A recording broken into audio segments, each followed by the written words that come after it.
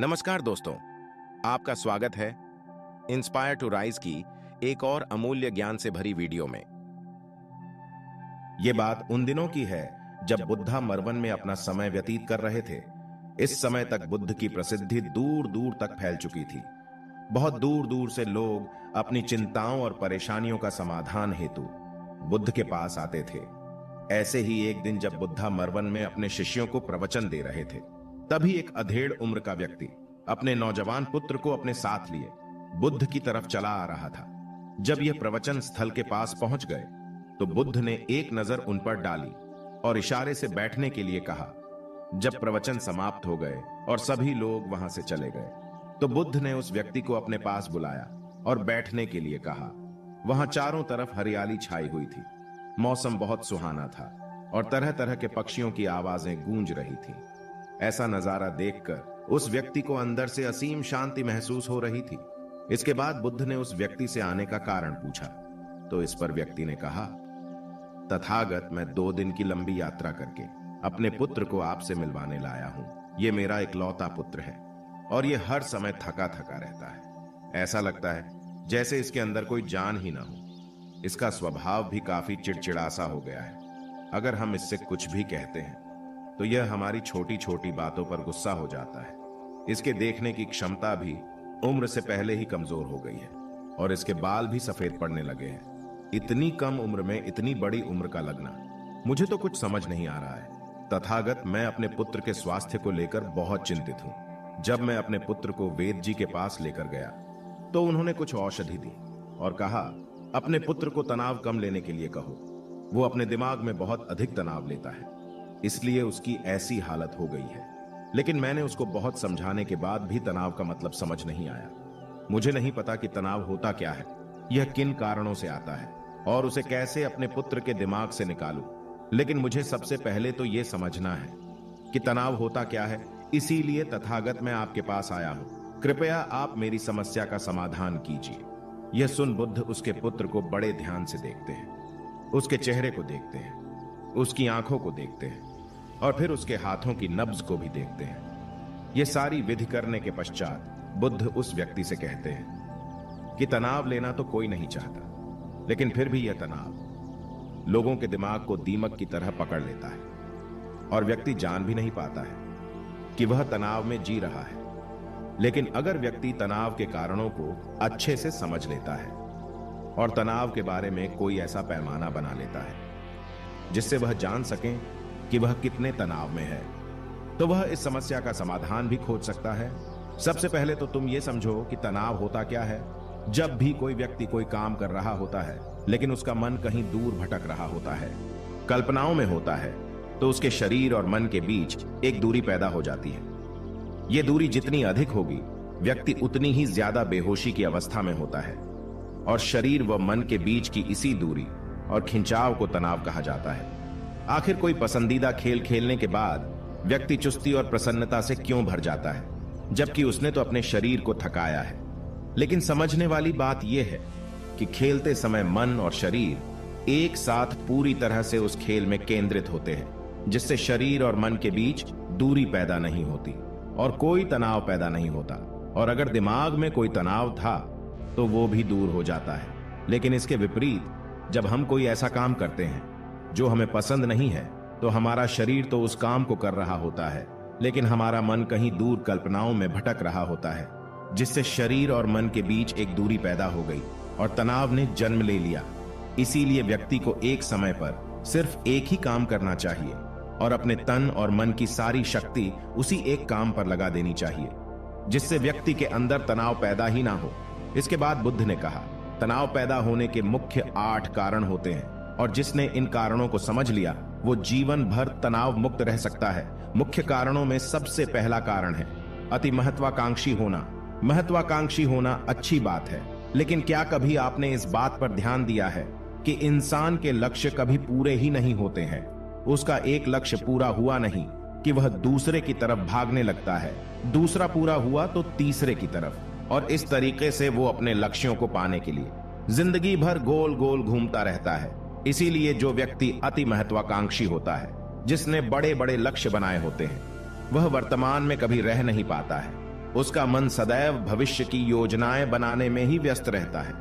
उसका शरीर तो वर्तमान में रहता है, लेकिन मन भविष्य में ही रहता है, जिससे मन और शरीर के बीच दूरी पैदा हो जाती है और वह तनाव भरी जिंदगी जीने लगता है। बुद्ध के मुंह से यह बात सुन उस लड़के ने कहा, है बुद्ध, तो फिर इसका मतलब है कि हमें लक्ष्य नहीं बनाना चाहिए, क्योंकि लक्ष्य बनाना भी तो महत्वाकांक्षा ही है। इस पर बुद्ध ने कहा, जीवन में लक्ष्य बनाना कोई गलत बात नहीं है, लेकिन समस्या तब उत्पन्न होती है जब वो अपना पूरा ध्यान उस लक्ष्य से मिलने वाले परिणाम पर ही लगा देते हैं और उसके परिणाम की चिंता करते रहते हैं। व्यक्ति को वर्तमान में जीना आना चाहिए। आप लक्ष्य बनाइए और उस लक्ष्य की प्राप्ति के लिए कड़ी मेहनत करिए, लेकिन साथ ही साथ आपको इस बात का भी ज्ञान होना चाहिए कि आप अभी वर्तमान में जी रहे हैं और वर्तमान ही सत्य है। बुद्ध ने आगे कहा, तनाव का दूसरा सबसे बड़ा कारण है ईर्ष्या करना है। जब व्यक्ति ईर्ष्या और जलन से भर जाता है तो उसका मन अंदर से सड़ने लगता है। ईर्ष्या एक आंतरिक घाव है। आंतरिक घाव यानी मन का घाव। व्यक्ति के शरीर का घाव तो भर सकता है, लेकिन मन का घाव कभी नहीं भर सकता। इसीलिए व्यक्ति को दूसरे की खुशी और तरक्की से कभी ईर्ष्या नहीं करनी चाहिए, क्योंकि ईर्ष्या तनाव का कारण है। इसके बाद बुद्ध ने तनाव का तीसरा कारण बताते हुए कहा कि आरुषिपूर्ण काम न करना, इससे भी मन में तनाव पैदा होता है। जो काम करना हमें पसंद ही नहीं है, जिस काम में हमारी रुचि ही नहीं है, उस काम में हमारा मन लग ही नहीं पाएगा। हमारा शरीर तो वहीं बैठा रहेगा, लेकिन हमारा मन कल्पनाओं की उड़ान भरेगा, जिससे शरीर और मन के बीच दूरी पैदा हो जाती है और व्यक्ति तनावग्रस्त हो जाता है। इसीलिए इंसान को हमेशा अपनी रुचि के अनुसार ही कार्य करना चाहिए। अगर व्यक्ति ने यह पता कर लिया कि उसे कौन सा काम करना पसंद है और वो उसी काम को अपने जीवन का लक्ष्य बना लेता है, तो फिर वो काम उसके लिए काम नहीं बल्कि एक खेल बन जाता है। फिर बुद्ध ने कहा, तनाव का चौथा कारण होता है किसी दूसरे से अच्छा रखना। बुद्ध ने उस व्यक्ति की ओर इशारा करते हुए कहा, एक पिता होने के नाते तुम्हारी अपने पुत्र से बहुत सी अपेक्षाएं होगी कि तुम्हारा पुत्र एक बहुत ही कामयाब इंसान बने, तुम्हारा नाम रोशन करे, जैसा तुम चाहते हो उस तरह का जीवन जिए, तुम्हारी हर बात माने। लेकिन क्या आज तक कभी किसी की सारी अपेक्षाएं पूरी हुई है? जब भी कोई व्यक्ति किसी दूसरे से कोई अपेक्षा रखने लगता है तो वो अनजाने में अपने लिए तनाव पैदा करने लगता है। जरा सोचो कि अगर तुम्हारा बेटा तुम्हारे अनुसार काम नहीं कर रहा है और वो नहीं बन पा रहा है जो तुम उसे बनाना चाहते हो, तो निश्चित रूप से तुम्हारे दिमाग को तनाव तुम्हें पकड़ लेगा। तुम तनाव से भरा जीवन जीना शुरू कर दोगे और इस तनाव के बस में आकर तुम ऐसा व्यवहार करोगे, ऐसी बातें करोगे कि तुम्हारा अपने पुत्र के साथ संबंध और भी खराब होता चला जाएगा। इसीलिए व्यक्ति को जितना हो सके उतनी कम अपेक्षाएं दूसरों से रखनी चाहिए, और अगर पूरी तरह से तनाव मुक्त रहना है तो दूसरों से अपेक्षा रखना ही बंद कर दो। इसके बाद बुद्ध ने कहा कि शारीरिक कष्ट भी इंसान के तनाव का एक कारण होता है। जब व्यक्ति किसी शारीरिक पीड़ा से गुजर रहा होता है तो उसका पूरा ध्यान अपने उस शारीरिक दर्द पर होता है और वो पूरे दिन बस उसी के बारे में सोचता रहता है, जिससे उसका मन दुख के विचारों से भर जाता है और ऐसी स्थिति में व्यक्ति तनावग्रस्त रहने लगता है। यह सुन उस व्यक्ति ने कहा कि हे बुद्ध, शारीरिक दुख तो किसी भी व्यक्ति को हो सकता है, तो फिर क्या हुआ? व्यक्ति जीवन भर तनाव में ही जिएगा। इसका जवाब देते हुए बुद्ध ने कहा कि इंसान को यह बात समझनी चाहिए कि हमारा जीवन दुखों का आधार है। जैसे जैसे हमारा जीवन आगे बढ़ता है, इसमें दुख आते हैं, बीमारियां आती है और फिर अंत में मृत्यु भी आती है। तो बीमारियां इंसान के जीवन का अभिन्न अंग है, कोई इनसे बच नहीं सकता। बस किसी किसी के जीवन में यह समय से पहले आ जाती है तो किसी के बाद में आती है। जब इंसान का मन इस बात को अच्छे से समझ लेगा तो फिर वह अपनी बीमारी के बारे में सोच सोच कर ज्यादा तनाव नहीं लेगा, क्योंकि यह हमारे जीवन का अभिन्न हिस्सा है और इसके लिए व्यक्ति को शारीरिक रूप से भी अभ्यास करते रहना चाहिए। अपने जीवन में व्यायाम और स्वस्थ जीवन शैली को भी जगह देनी चाहिए ताकि उसका शरीर लंबे समय तक निरोगी रहकर सही से काम कर सके। तनाव का अगला कारण होता है अपनी योजनाओं को समझने के लिए समय न देना।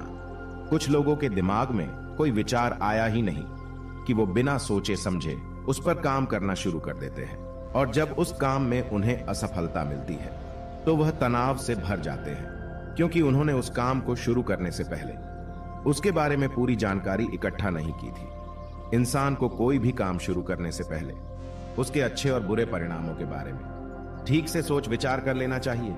इंसान को इस बारे में भी सोच लेना चाहिए कि अगर ये योजना सफल नहीं हुई तो फिर इसके बाद मैं क्या करूंगा। इसलिए व्यक्ति को अपनी योजनाओं को ठीक से समझने के लिए पूरा समय देना चाहिए, ताकि बाद में उस योजना की वजह से तनाव पैदा ना हो। तनाव का 7वां सबसे बड़ा कारण है टाल मटोल करना, आज के काम को कल पर टालना। आप लोगों ने यह कहावत तो सुनी होगी कि आलस्य इंसान के शरीर का सबसे बड़ा शत्रु है।